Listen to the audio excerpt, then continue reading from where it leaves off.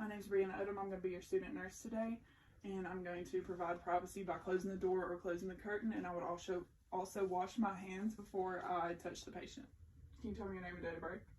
Jake Woodward, 12/17/97. Okay, I'm going to be doing a full head-to-toe assessment on you. I've already got your height and weight and vital signs from your chart, so we don't have to do any of that. Can you restate your name for me? Jake. Do you know where you're at? Home. Do you know the day of the week? Thursday. Okay. I assessed the patient's gait when he came in the door and it was normal.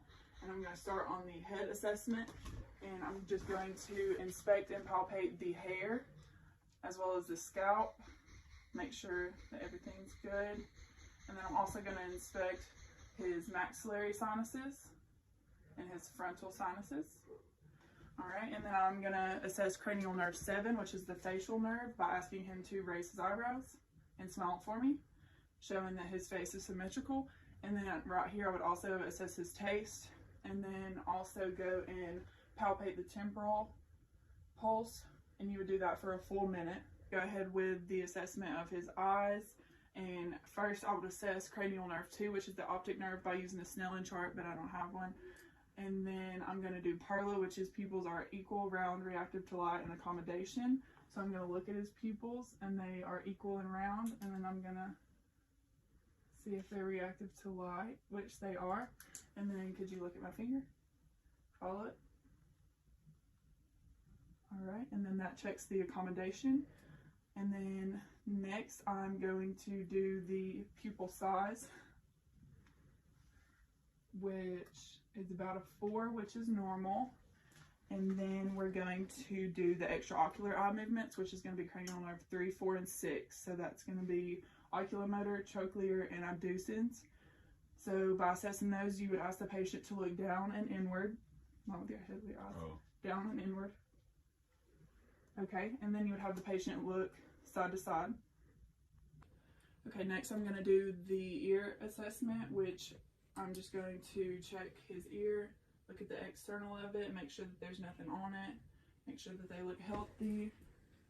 Okay, and then next I'm going to assess the cranial nerve 8, which is vestibulocochlear, and to do that I will have the patient close one ear, and then I'm going to use the whisper test and see if he can repeat it back to me. Coronavirus. Okay, now do it with the other ear. Hello. Okay.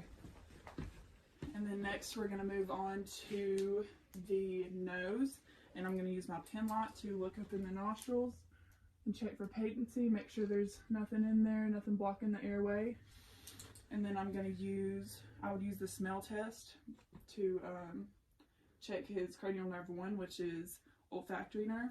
And I would do that by getting a familiar scent like cinnamon and having the patient smell it and then identify what he was smelling. Okay, next is going to be the mouth assessment, and I'm going to have the patient open his mouth for me. And I'm going to check the oral cavity, mucous membranes, teeth, and the tongue. And then next I would assess cranial nerves 9, 10, and 12, which is going to be glossopharyngeal, vagus, and hypoglossal nerves. And first I'm going to have the patient go, do that one. And I'm going to watch the uvula. Okay, stop. And I'm going to make sure that the uvula rises midline. And then next I'm going to assess his gag reflex. Okay. And then I'm going to have the patient stick his tongue out and make sure there's no tremors or movement. Then I'm going to palpate the temporomandibular joint, and I'm going to have the patient clench his jaw for me. Okay, thank you. And for cranial nerve 5, which is the trigeminal nerve, we're going to have sharp and dull sensation. So tell me what you feel. Sharp. Now tell me what you feel. Soft. Dull. Okay, thank you. Next is going to be the neck assessment, and I'm going to have the patient look up for me. And you just need to feel down and make sure that the trachea is midline. And then next you're going to feel the carotid pulse, and you would do this for a full minute. And then grade the pulse, which his is about a +3. And then to assess cranial nerve 11, which is the accessory nerve, you would have the patient stroke his shoulders against resistance. All right, and then you're going to go in and check the lymph nodes, which are going to be pre-auricular, parotid, tonsillar, submandibular, submental, post-auricular, posterior auricular, occipital, and then you have superficial cervical, deep cervical, posterior cervical, and then you have right here supraclavicular. And then after that, could you stand up for me? I'm going to assess his thyroid just by coming behind him and taking your fingers and feeling the thyroid and just going down, having him swallow if you want to. Good. All right, you can have a seat. All right, and next is the thorax assessment. So you're going to assess the skin turgor, which could tell you if he's dehydrated or not. And you would grab this skin right here, squeeze it, and release it. And it should automatically release. And then next I'm going to inform him about a self-breast examination, and you would take the 3 finger pads and move in a circular motion on your breast. And you would want to do this the same time every month, once a month, after your menstrual period, and this is the top way of finding breast cancer. So, and then next I'm going to ask him to stand up for me and turn around. And I'm just going to inspect and palpate his vertebrae. So I would just feel all the way down, make sure that there is no abnormalities. All right, and you can sit back down. And then we're going to go into the heart assessment, which you would inspect the patient for JVD by this jugular vein in their neck. If they have JVD, it's going to be distended, which his is not. And then next we're going to do the Allen test, which I would have my patient squeeze my hand, or squeeze your hand, I'm sorry, in a fist. And then I'm going to block the ulnar artery and the radial artery. And then I'm going to have him release his fist, and I'm going to release the ulnar, and the hand should return pink. All right, so then I'm going to listen to the 4 valve sites. Could you raise your shirt up? All right, so we're going to start on his right side with aortic, and then we're going to go to pulmonic. Right, down to tricuspid, and then over to mitral. Okay, and then we're also going to go to Erb's point, which is mid-clavicular, about 3rd intercostal space, so it's going to be about right here. And then to listen to murmurs or extra heart sounds, you're going to twist this around and use the bell to listen. Alright, so we're going to go ahead with the lung assessment, and to begin the lung assessment you would look for symmetry and their AP ratio, which should be 1 to 2, and his is about that. It should be 1 to 2. Okay, did you take your shirt off for me? Turn around and face that wall. And we're going to do tactile fremitus. So you would take the palm and ulnar side of your hand, and you would just go down his back, having him say 99. 99. 99. 99. 99, 99, 99. Okay. And you would do that, there's 7 points you would do that at. And what you're feeling for is equal vibration on both your hands when he says that. Okay, while I have him turn this way, I'm going to go ahead and do the respiratory expansion, and I'm just going to stick my hands like this and have him take a deep breath. And you're checking for equal expansion on both sides. And turn around this way. And I'm going to do chest expansion by sticking my hands right there and have him take a deep breath. And you're also checking for the chest expansion there. You can have a seat. I'm going to go ahead and listen to his lung sounds at all the points. There should be 10 points on the front and 18 on the back. So where you start at, you should. Okay. So you're going to start up here. Just have the patient breathe. And then you would go there. It's 1, 2, about here.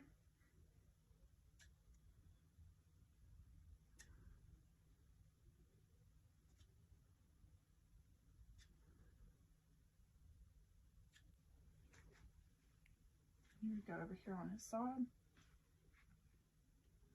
And then go over here. All right, and that's the anterior side. And then for the posterior, so we stand up again, sorry. Turn that way. There's gonna be 18 points. So you're gonna start up here. That's 1, 2,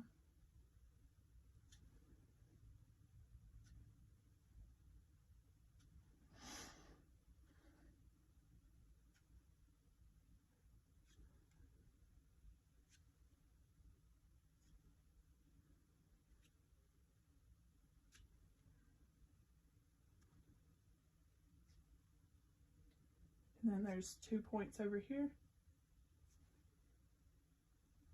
And then the last 2 are going to be over here in the same exact spot. Okay, you can sit down. All right, now we're going to go ahead with the upper extremities assessment, and you would inspect the arms and make sure that there's nothing wrong with them, no deformities, no masses, anything. And then you would check the nails for fungus or anything wrong with them. And while I have his nails right here, I'm going to do his capillary refill. Okay, and it should be less than 3 seconds on that capillary refill. And then we're also going to go and palpate the brachial, which is about a 2+, and then his radial. That's about a 2+2. And you would do that for a whole minute. And next we're going to do muscle strength. So grab my fingers and squeeze them as hard as you can. Okay. And then we're going to do deep tendon reflexes, and I'm going to do the bicep. So I'm going to have him relax his arm. Put your thumb, and then tap your thumb. I'm going to use a remote. And then, okay.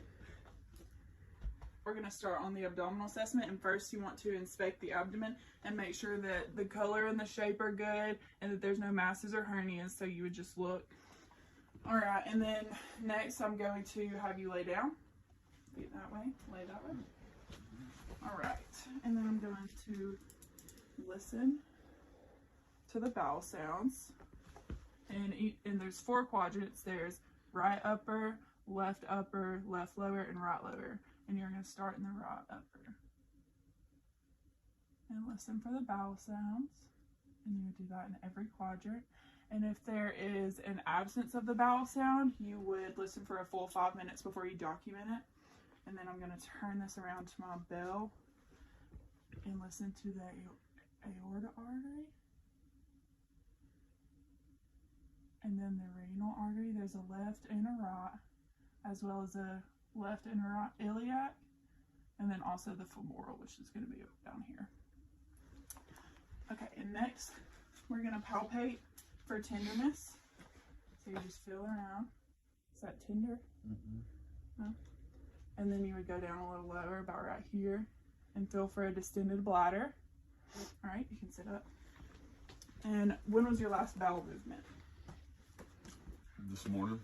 All right, now we're going to go on to the perineal area assessment, and we're just going to discuss this. So with your patient, you would discuss, or you would inspect yourself if they couldn't discuss it with you, their hair distribution, if they have any drainage or discharge, as well as the general appearance. Does it look normal? Is there anything wrong? And then if he was a female, you would ask when her last menstrual period was, but since he's a male, you ask your male patients, are you circumcised, and yes. Do you have descended testicles? Yes. Okay, so then you would go on to tell them about the testicular self-examination, and you would explain that they need to do this once a month, and it's best to do it when they get out of the shower, and they just use their fingers and their thumb, and they feel around and make sure that there's no masses or anything that's not supposed to be there. And then, how's your urination? Is it frequent? Yes. Would you say? Like, how many times do you go throughout the night? Throughout the night? Yeah. 9, 1. Sometimes 1. Okay. And how much do you think you urinate throughout the whole day? 5 to 8. We're going to go on to the lower extremities, and first you're going to inspect the hair distribution, which he has a lot, and then you would check for edema, which usually is going to be around the ankles, and he does not have any, so he's good. And then you would go to the pulses. You would palpate the femoral for a whole minute, do the popliteal behind the knee for a full minute, dorsalis pedis on the top of the foot, and then posterior tibial. And you would do all of those for 1 minute and then document their grade. All right, and then I'm going to do muscle strength. Put your feet on my hands and then push. All right, good. And now we're going to do the deep tendon reflex, and I chose to do the plantar reflex. So I'm going to take this just to use. I'm going to have his foot, and for the plantar, you start at the bottom of the heel and you go up, and they have a reflex to it. And then next, I'm going to go straight into the skin assessment. I'm going to have you stand up for me. And usually, if you're going to assess someone's skin, most of the time you would want to do it if you're giving them a bed bath or helping them in the bath, or have your assistant personnel at the hospital while they're giving them a bath, have them look over their skin as they're doing it. But if you're not doing that, you can just have them stand up. You can look, check their back of the legs, look at as much of the skin as you can. And then, like here, he has a scar right there, and another one right here on his back. So that's what you would document that you found, as well as if you found any rashes or any other wounds.